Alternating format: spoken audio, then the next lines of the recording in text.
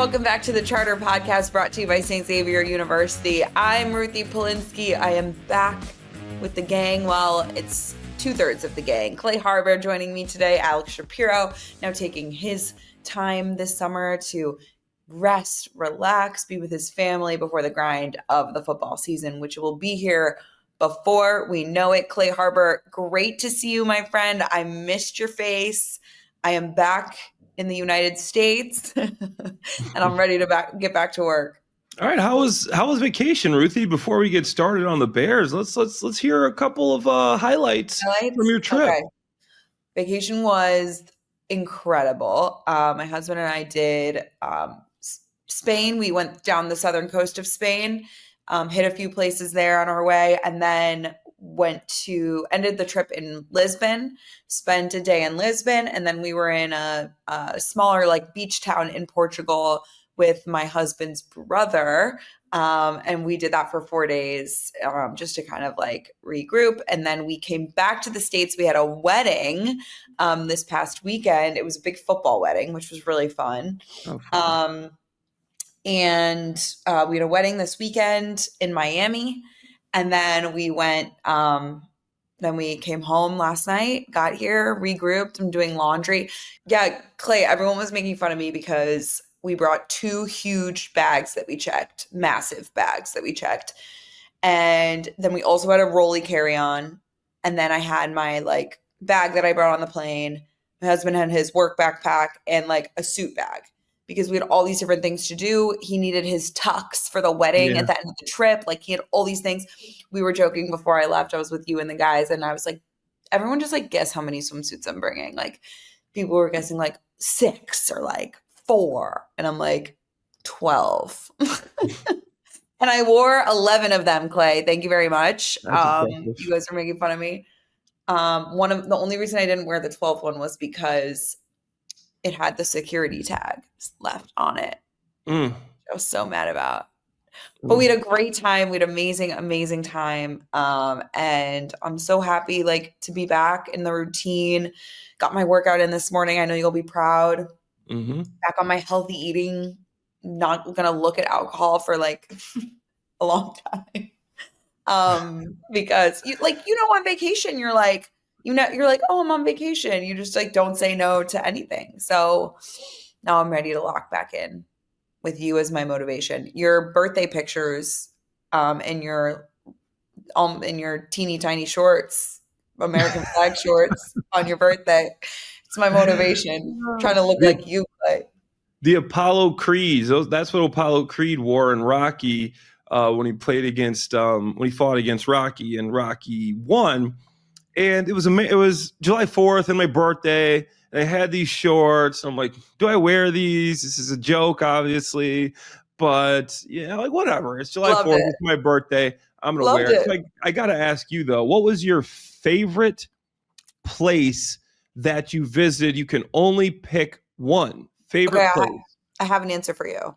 Okay, so I knew with our itinerary heading into the trip, I really expected to love Ibiza. The way people talk about Ibiza, I think it's kind of a cool place to go right now, very trendy. It's a party, crazy, you're out all night type scene too, which isn't really our speed. So, but we wanted to have the beach club experience, and we were there for less than 24 hours. So we posted up at a beach club, and we were sort of it's kind of quiet. It's we're there at noon, and it's sort of chill, and we're this is gorgeous, a beautiful beach, and we were having a great time. But then we had to head out sort of around 4 to go get ready for dinner. And that's when the vibes were okay, this is what I think of when I think of Ibiza. We had a great, incredible dinner in Ibiza at this place called 𝗪𝗏 𝗪𝗀.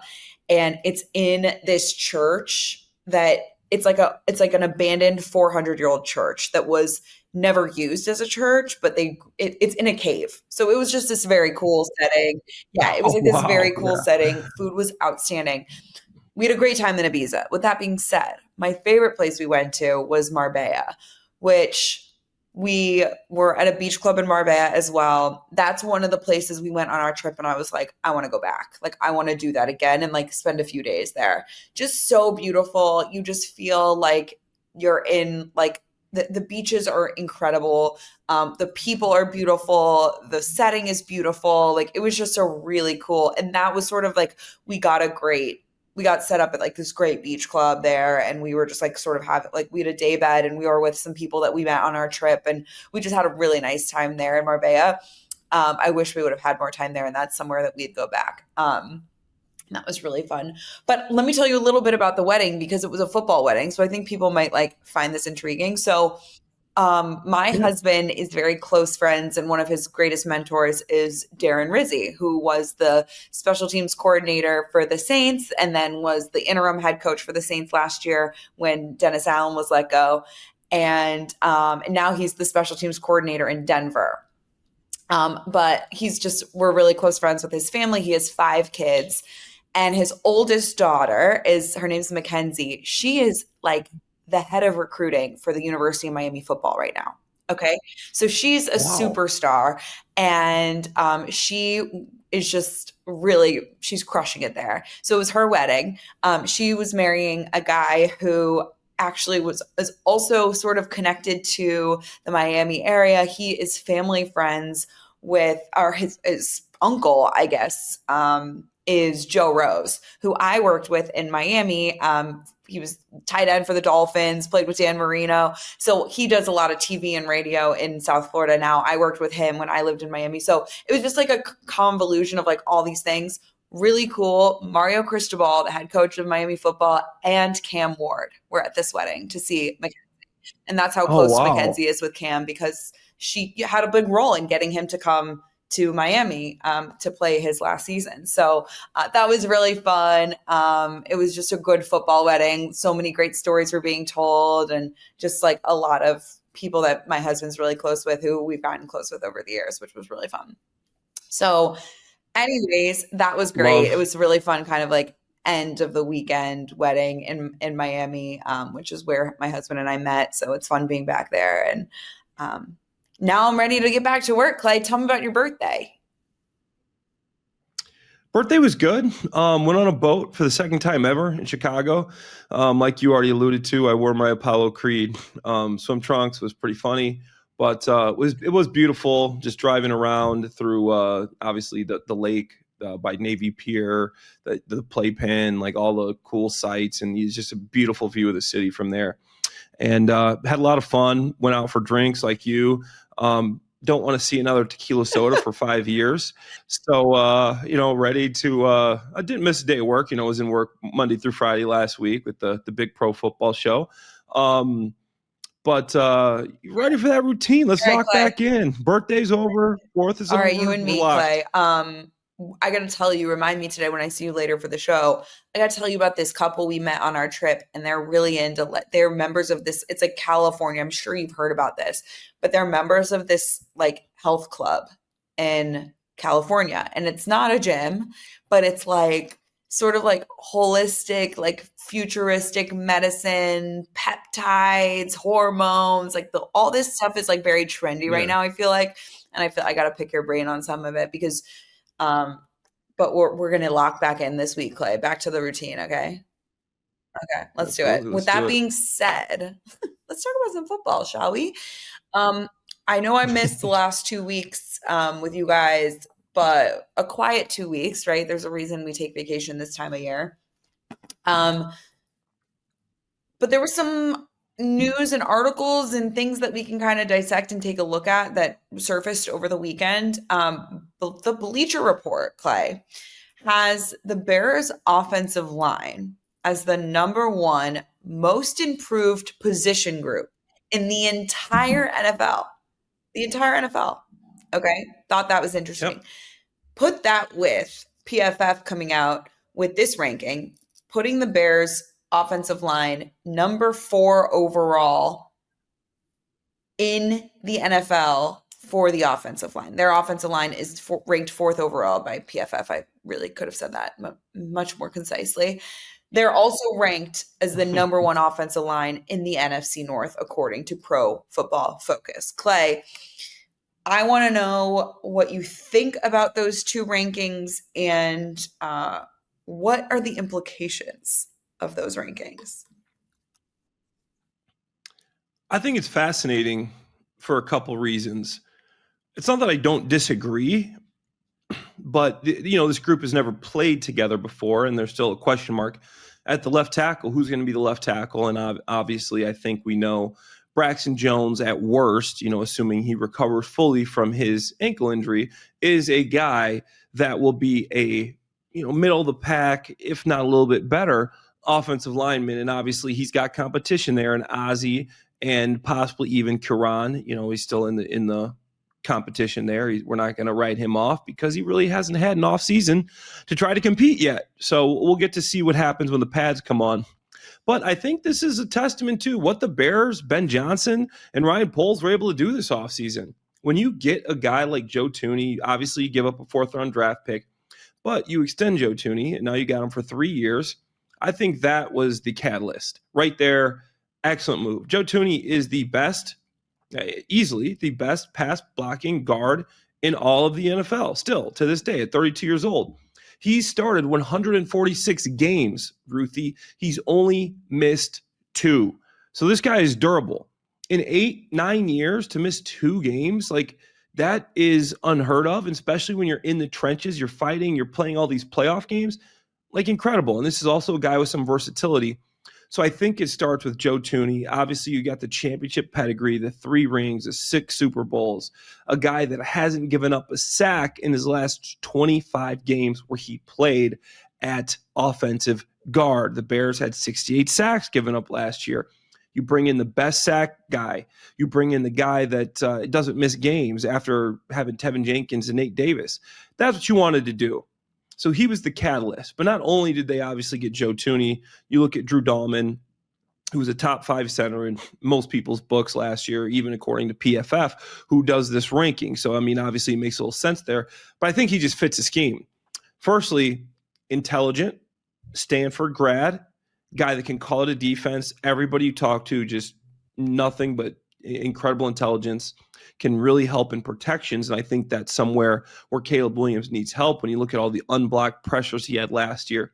Some of those were on the offensive line. Some of those were on the quarterback, knowing how to re-mic the offense, the linebacker, so you can pick up everybody, where you can get your running back on this safety, where you can make sure your protections are set up to where everybody's blocked. So he's going to be able to help there, and he's really good at that wide zone scheme. And then obviously, Ruthie, we can't forget Jonah Jackson, who's had an injury history, but has a history with Ben Johnson, former Pro Bowler. If he can play up to his level, then he's a guy that can be a Pro Bowl caliber guy, and we saw that he was really good the last time he was with Ben Johnson, and Darnell Wright took another step last year. I'm hoping he can take even another step and be a Pro Bowler this year. I know it's tough when you're in the NFC and you got Lane Johnson at right tackle, you got 𝗵𝗍 Sewell at right tackle. So to be a Pro Bowler in the NFC is very difficult. I find it interesting to put them number 1 in the NFC North by PFF. Do you think the Frank Ragnow retirement is what maybe put the Lions down a notch? No, absolutely. And then the Lions weren't even in the top 10. They went from being arguably probably the second best offensive line last year behind the Philadelphia Eagles to now they're ranked 13th. And that's so the ranking was like such. It was the Bears at 4, the Vikings at 7. I thought the Vikings would be higher too. We'll talk about them in a second. And then it goes Lions at 13, Packers, who also did some work to their offensive line, at 14. So all the teams in the NFC North are in the top half of the league as far as offensive line. As far as the Lions, you're absolutely right. They lost Kevin Zeitler and Frank Ragnow. You still got 𝗵𝗍 Sewell, who's obviously one of the best in the league, but now you're going to count on Tate Ratledge, a rookie at center, maybe Graham Glasgow, who hasn't played well the last few years. And that's such an important position. The center position is just getting that pocket, and especially when you don't have a mobile quarterback. It makes sense that they've went down so far, but they still have Hank Fraley, right? Who, in my opinion, is almost on par with the Eagles, Jeff Stoutland, like as good as an offensive line coach as him. So I think they're still going to be a top 10 unit, in my opinion. And, I know it's tough to lose those guys, but I think they'll reload. And then the Vikings, right? The Vikings, Brian O'Neill, you got Christian Darrisaw who got hurt, but these guys are back this year. Their problem was interior offensive line. So they come in, they draft Donovan Jackson in the first round of Ohio State, who I think is really good draft pick, still a rookie. You got to see what he can do. But then they signed Will Fries and Ryan Kelly, who are aging veterans, but these are guys that are at the top of their position. So them at 7, I would have maybe put them in top 5 because you look at that, there's no weaknesses there. Obviously, your first round pick, you don't know how good he's going to be. But the only problem they had last year was their interior offensive line, and now they fixed that.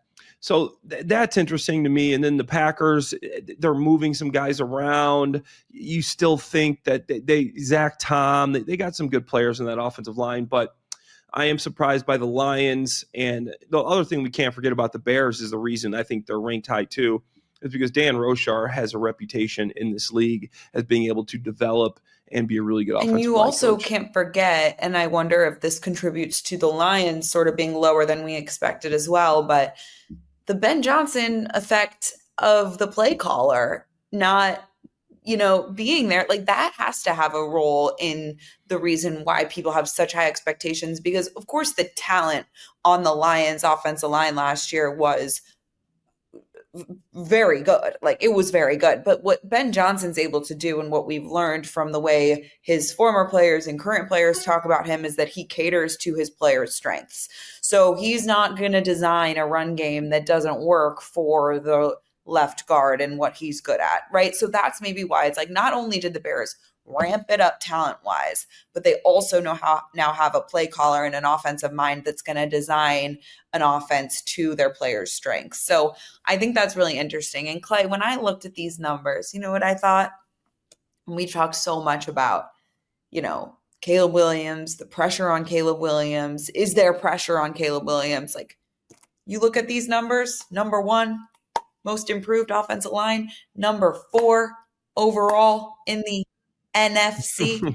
Like you better get the ball to the hands of your playmakers, and I don't want to see your tushy on the ground. That's all I'm going to say. I don't want to see your tushy on the ground. I want to see you upright. I want to see you getting rid of the ball quickly. I want you to get the ball in the hands of your playmakers because, again, this just supports the argument that there are no more excuses, right? Like you have to play quarterback and you have to be able to get the ball out quickly into the hands of your wide receivers and your running backs and your tight ends because there are some really good players there too, right? So that's sort of when I think about the implications of the preseason expectations, no training camp, injuries happen, crazy things can happen. But it just sort of, again, supports the argument of spotlight's on you, Caleb. No, you're right. And I mean, that's a really valid point because I think the one piece that people tend to forget about as far as sacks, right? You think about, okay, as a quarterback getting the ball out on time, and we know Caleb struggled a little bit held onto the football a little bit too much. And then you think about, obviously, the offensive line. Are these guys able to block? Not only block, are they able to get to the right people? But the other part of that is the play caller. Who's calling the plays? Are you getting put in the right situations in these 3rd and longs? Are you able to stay ahead of the chains so it's not 3rd down and 8 and you're in Minnesota, you're going against Brian Flores, and now he's able to do whatever he wants to do. He's got double A gap pressure with 2 linebackers, and that's hard as a player. Those are the hard times, 3rd down and long when this defense can just show you all these confusing looks. And you look at the pass and what Ben Johnson's been able to do, you're not going to know that he's going to throw the ball on 3rd and 5. You're not going to be able to do that because guess what? This dude, more than any other offensive coordinator in the league, he'll run it on 3rd and 5, and he'll say, okay, guess what? Right now it's 4th and 2, and we're going to go for it, and we're going to get it. So now defenses are off balance with a play caller like Ben Johnson because he is a little bit of that riverboat gambler, but obviously the analytics, he's going to take his chance. 3rd and 5. Hey, if we could pick up 3 right here, if I got to play, that I think they're going to play this defense because they think we're going to pass. And now we're getting more favorable of a box because they're dropping this many guys. They're doing a pass blitz instead of a run blitz. These guys are focused on getting to their quarterbacks. You know what sacks equal? Sacks equal money for defensive linemen. They think it's a passing down. They're going to blitz. So now you got a guy like Ben Johnson who is going to put you in more favorable situations. And Shane Waldron, I just wasn't really good at that. Even the last couple of years with a guy like Geno, he had more sacks than he should have. So that is a really good point because play callers matter just as much as a lot of the other parts too. And then not only the play calling, Ruthie, it's the way he's teaching it. This guy knows how to coach quarterback. Build it through the quarterback. He's going to have answers for all the blitzes.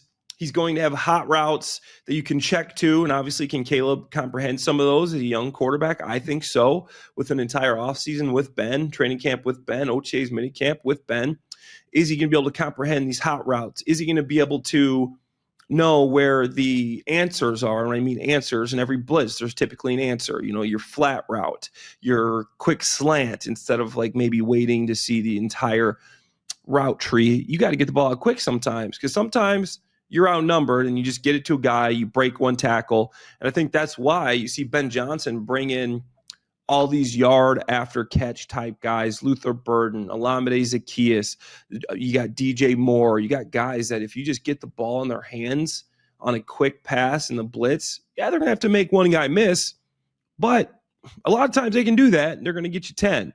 So I think that's a reason this offensive line is going to be much better. And I think we get these sacks down to maybe 40s, 50s.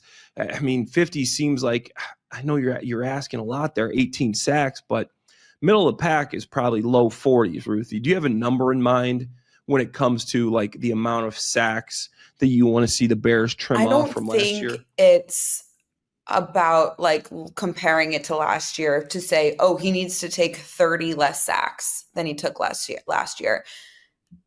Like, I think that's, you're looking at it like cut him in half. Like, I think that's doable. I don't think what happened last year necessarily has implications for this year. And if there are those implications with the talent, with the coaching staff, with the play caller, if there are similar numbers and you're like, well, he could only get 17 sacks better than last year, saying, well, wait a second, now maybe it's more on him than some are led to believe. So I would love to see him cut that number in half. It's not, I don't think, outlandish. I think that's the probably most aggressive prediction I could possibly make. But like you said, low 40s, high 30s, that feels good to me. That feels like, okay, things are working. The Bears are moving the ball and they're winning, right? Like that's how I think about it. When I think about sacks and the way that the sacks, they just are such a defeating feeling, Clay. And I'm sure you know this when you're, maybe just about to get into field goal range and the quarterback takes a sack and takes you out of field goal range, you got to punt. That hurts the defense. That hurts the morale of everyone around you. So to be able to avoid taking sacks in every situation, move the ball down the field, to me, that means that the Bears are going to win a lot more games. It's not a defeating feeling, Ruthie. It's just debilitating to an entire offense. You can't play on schedule. Now you're behind the 8 ball. What is the first thing that Ben Johnson said when he got here? Not the first thing, but one of the first things. He said EPA per play is more conducive to winning football than even turnovers are. And what kills EPA? The number one killer of EPA per play is a sack. Okay, efficiency. Okay, so if you are a coach that knows how important it is to stay good with these analytics, EPA per play, you are going to have a plan to get rid of these sacks. So we know that Ben Johnson, even more than turnovers, you can take more risks. You don't want sacks because sacks, to me, when I hear EPA, first thing comes to mind, sacks. Sacks is what kills EPA. Negative plays. Any negative play, if you're running the football, and that's why they're big on DeAndre Swift, they don't like the negative plays. They want them to stick it up in the A gap sometimes and just get the 2 or 3 yards. You don't try to bounce everything. I think maybe that had something to do with the first time Ben was with 𝗵'Andre Swift, and you saw 𝗵'Andre Swift leave town for a couple of the running backs that were more north and south. I think 𝗵'Andre Swift will be able to change his game a little bit, but sometimes your DNA is your DNA. I don't know how much he can do, but I think he will improve in that aspect because Eric Bieniemy is going to make sure he does. And if you start bouncing because the play caller is going to make sure, and Dan Rochar is going to make sure, and Joe Thuney is going to make sure that he has his gap. I just think last year it was just such a convoluted situation. There were so many factors of why they couldn't get the run game going, why they couldn't get the ball down the field.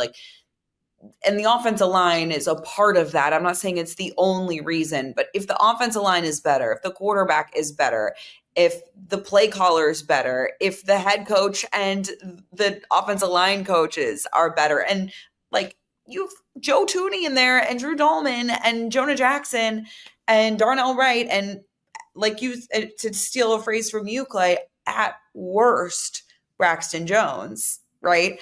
Then you're in a good spot. And I think 𝗵'Andre Swift's going to have a better year too.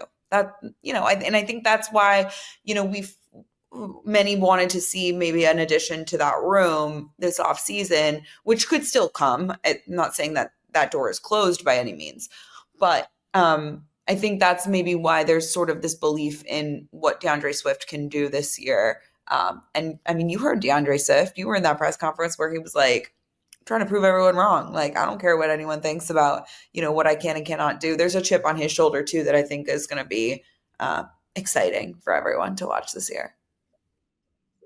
Absolutely, Ruthie. I think you had a good point there with he's going to stay on his tracks. You've got Rochar, you've got Bieniemy, you've got Ben Johnson. These guys are going to preach that to him, and they're going to make sure he stays on his tracks. Something I thought was interesting, because you kind of brought it up about the running back still being out there today. Albert Breer, if you saw the report, so we got sent an email, and then you look and you see Albert Breer says the Chicago Bears are linked to 3 veteran free agents ahead of training camp: edge Matthew Judon, edge Za'Darius Smith, and running back Jamaal Williams could all be on the radar as key depth, depending how the current roster plays out. So what are your thoughts on those 3 guys, and hearing that maybe even Jamaal Williams, who's had a few down years, the last time he was with Ben Johnson had 18 touchdowns, could be I think it's interesting. I think Albert Breer uses some vague language there that makes it very are they actually, or are we all just assuming that they're linked to them? But with that being said, I think that all makes a lot of sense. And the fact that they're keeping the door open and have some options still on the board, I think is promising. But again, I think they feel good about this roster where it is right now, and they're going to wait and see what it looks like when the pads come on, when you're in training camp, when you're really installing, and the roster's kind of coming into a more clear picture. Colston Loveland's healthy. Dayo Dangbo's out there. What does he look like? Those are some question marks. How does Kyle Monangai look when he comes back from his off season? Our guy, Kyle Monangai. Thank you very much. So I think it's cool that there's still some options there on the board for them. Jamaal Williams, I think, is an interesting name. None of the running backs, we talked a lot about Nick Chubb, J.K. Dobbins, as 2 guys that are now, with other teams. Nothing was a clear-cut answer because they all had question marks around them, which is why they're out there and, roaming the free world. So I think that's sort of where you let the chips fall where they may. You don't have to make any huge decision. If you need someone, there's an option out there. And if you like what you got, then you're okay too. Yeah. And I think, obviously, besides even the running back, I know we're talking about running backs, but the Matthew Judon and Za'Darius Smith just makes sense to me. I've been on this trend of Za'Darius Smith for a while now, Ruthie. Banging the table. You look at Matthew Judon. The Bears tried to trade for him last year before the season, and they couldn't. They got outbid. So I think that's interesting. You tried to trade for this guy. This guy's a free agent now. Guess what you have to trade for him now? Nothing. You don't have to trade anything. You just have to give him a contract. You were willing to trade for him last year, and now he hit a down year. He didn't do much, but he decided that he would rather go to the Falcons, I think is what it came down to. And I don't know if you want a guy that, typically didn't want to be in Chicago, but maybe his weather, maybe his family, you don't know what's up. But I think Judon's a guy that could surprise you and add a little bit of depth to that defensive line room. And then 𝗻𝗃rius Smith. I know I've talked about him ad nauseum, but he had 8 sacks last year. He had more sacks, more pressures, more pass rush win rate than any player on the Bears. And he's only 32. He looked good when he got traded to the Detroit Lions. He had 4 sacks in the second half of the season. When he did that, he's solid against the run. Obviously, I think he's still linked to the Lions. People are saying that the Lions need to bring him back, and I think they do as well, because outside Aiden Hutchinson, who is coming off an injury, their edge depth is not good either. And then I don't know if this means anything, Ruthie, but guess who was at the NASCAR Chicago event this weekend in Chicago? Did you talk to him? Smith. Did you ask him? I didn't talk to 𝗻𝗃rius Smith. I talked to Matt Forte, who's an awesome guy, and Alvin Kamara. I got to talk to him, an old teammate of mine with the Saints. But 𝗻𝗃rius Smith was in Chicago, NASCAR, sunny day. He's probably like, wow, this is actually a really great city. Summertime Chicago. They have NASCAR events. So, I don't know, maybe the Bears could see 𝗻𝗃rius Smith coming their way in the near future. I'm reading a little bit just as we're talking about Matthew Judon here. Obviously had sort of the Falcons acquired him, had sort of a down year once he got there. And there's a quote from him that I just lost, but it was funny. I guess he was asked about his lack of production, and he was asked if it was due to bad luck. He said, hell no, it wasn't bad luck. If you go look at the film, I dropped into coverage on 60% of the plays. It's hard to get a pick and a sack on the same play.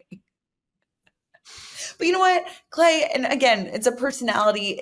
I feel like the Bears need some more, the Grady Jarrett, which now I feel like they finally have this, come talk to me, so I don't know. That's sort of, I'm getting, the wheels are turning for me now if 𝗻𝗃rius Smith is not an option. So anyways, real quick, Clay, this just got us thinking. We have about 15 minutes left here. Because we were talking about the Bears offensive line being the number 1 most improved position group in the NFL, according to Bleacher Report. What are some of the most improved position groups on the Bears, in your opinion, heading into 2025? All right, Ruthie, since you asked, I'll give you some of my improved position groups. I know we're talking a little bit of trash, not trash on the D. Okay, she's got our list too. We're talking about our D-line, right? And I know that there's still maybe some work to be done on that edge position, but if I were to start top 5, I would say D-line. Because I know 5, 4, 3, 2, 1 here. 5, 4, 3, 2, 1. Number 5 is defensive line, because I still think Dayo Odeyingbo has to show you. So you're taking a flyer on him. He's got some good tape on there, but let's look. Last year, he was 69th in sacks, 42nd in pressures, but he's the 19th highest paid edge rusher. So you're seeing something in this guy, a young guy. He's only 25 years old. Obviously, he can move up and down the line. He's a versatile dude. He can do a lot of different things. But as far as a pass rusher, this guy had 3 sacks last year. He's still not a guy that you can just say, pencil him in, say he's going to have 8 to 10 sacks. He's going to get some pressure. He's going to, really affect the quarterback, which is what you want to do. Montez is coming back. This guy was 42nd in sacks, 26th in pressure, and he's the 7th highest paid edge rusher. So you want to get more out of him too. But I do like Grady Jarrett. I know he's 32, but he had 34 pressures last year, which was 30th on the interior defensive line, 9 quarterbacks hits, which was 9th, and he did play 744 snaps, which was the 13th most for a D lineman in the entire NFL. So this guy still got some gas in the tank, and Ruthie, you said it. He's one of those dudes that are like, hey, come talk to me. I'm going to help you out. We're going to work through stuff. I mean, nobody can question this guy's credentials, man. And then I think Gervon Dexter, we saw this man's body. We asked him about his body. What did he say? He's like, well, what, I look good, right? in the press conference. So Dexter, I think, is I've been saying this, he's going to be my pick to break out this year for the Bears. So at 5, was probably a little long-winded there, but at 5, yeah, I think it's interesting. You think about who's going to be better this year. Like, there are players on that D line, especially Javon Dexter, who we saw take a big jump in year 2, year 3, are expecting maybe an even bigger jump. Odiengbo, it'll be interesting because I'm so curious to see how Dennis Allen uses him, and maybe there's a similar situation, going back to his time in Indianapolis of, he wasn't being used in a way to his strength. So I have a lot of faith of, Dennis Allen's evaluation, his experience, his knowledge to be able to put Odiengbo in a really good situation for himself. And of course, Montez, we've seen, sparks, and especially when, 2 years ago when they traded for him, you saw how he changed that defense. But again, after last year, where maybe he was battling through some things, you hope that he's healthy. And Grady Jarrett too, Clay, because now he'll be 2 years removed from the injury, right? So he'll have, you talked about how durable he was last year. I even expect maybe he'll feel even better 2 years after. I know he's older, but he'll be farther away from that injury. So I believe it was and Shamar Turner. I think we forgot even our second-round draft pick, but we don't know who he's going to be. Right. But still, you bring in Shamar Turner true. too. You want to see him contribute as well. Yeah, absolutely. All right, who you got at number 4? Number 4, wide receivers, right? Obviously, last year, I know you had Keenan Allen, and you lost Keenan Allen. Nobody's going to say anything about the credentials that he's brought to this team, but I just think the inclusion now of just some more speedy receivers that are really good after the catch, 𝗻𝗂 𝗪𝒃𝒽s, when targeted last year, 112 pass rating, 20th in the entire NFL, 13th in yards after catch per reception in the entire NFL. This guy's quick, Ruthie. We've been seeing him at minicamp and OTAs.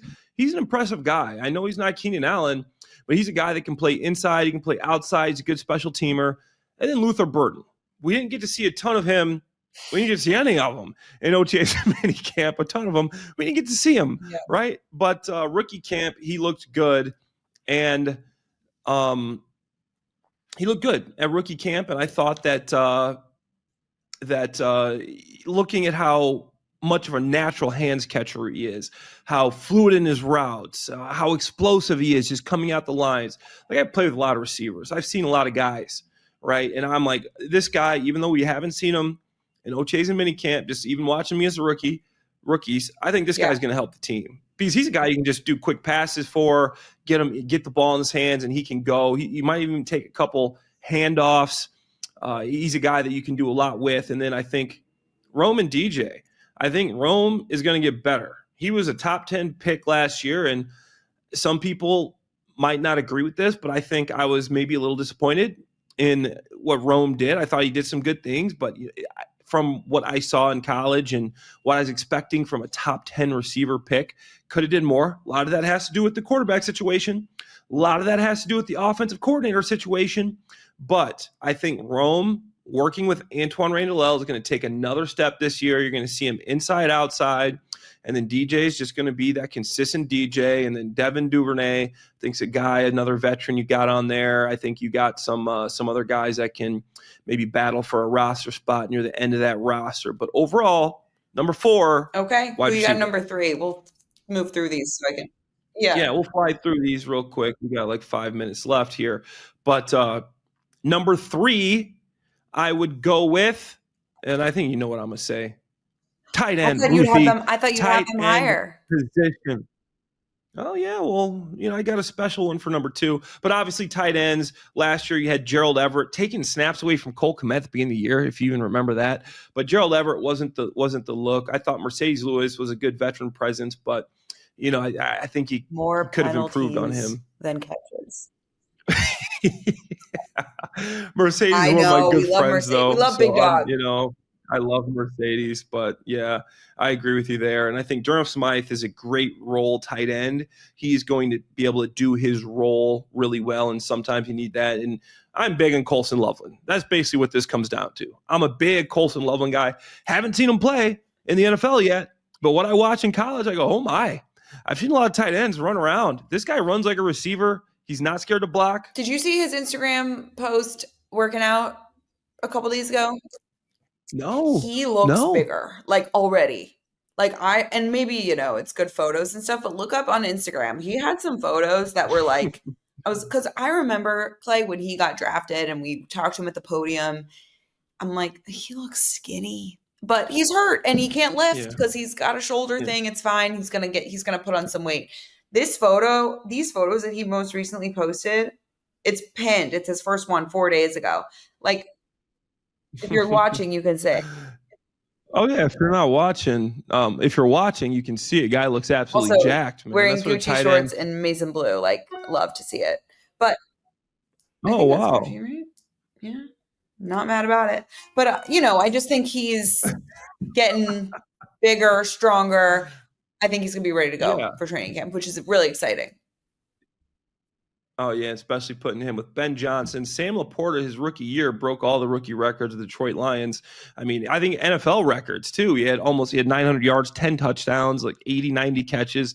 So if this guy's ready to go, which I think he will be, Ben is going to know how to use him. He's not going to be scared to use a rookie tight end because he's already done it with Sam Laporta. We've seen it before, and then we got Cole. I think Cole, this will light a fire under him. No pun intended with the Cole thing, lighting a fire. Get it? So Cole is going to have a little chip on his shoulder like we're talking about DeAndre Swift. And I think we'll see the best of Cole Kmet this year as well. Coming in at number 2.